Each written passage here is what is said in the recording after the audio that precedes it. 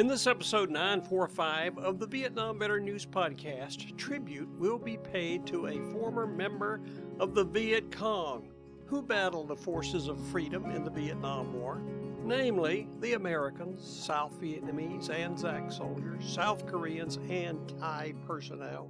Tran Duc Minh fought with the Viet Cong in Quang Ngai province, where he spent his entire military service hiding out in the primeval forest around Nan Mountain. After the war, he continued to live in the forest and has taken up the cause of protecting it from poachers and those who would exploit the forest for its ample timber potential.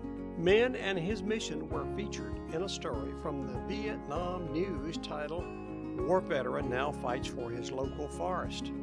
After spending years hiding out in the forest, he was amazed that both he and the forest survived the war. Peace came to his country, but not to Minh. As he lived near Nan Mountain, he was greatly disturbed by the sound of axes chopping down trees and seeing it bleeding day by day. Minh was puzzled by the question why this forest was not damaged by bombs and bullets in the war, but was being destroyed during peace. Hounded by that thought, Minh decided to go to work on the challenge of saving the forest with the same verve and vigor he loosed on the forces of freedom in the war.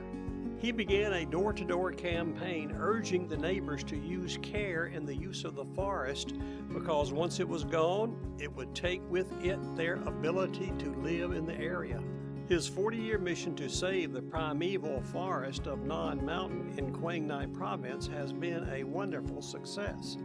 Discover the whole story about this amazing former Viet Cong member and his lifelong mission to save a forest in episode 945 of the Vietnam Veteran News Podcast.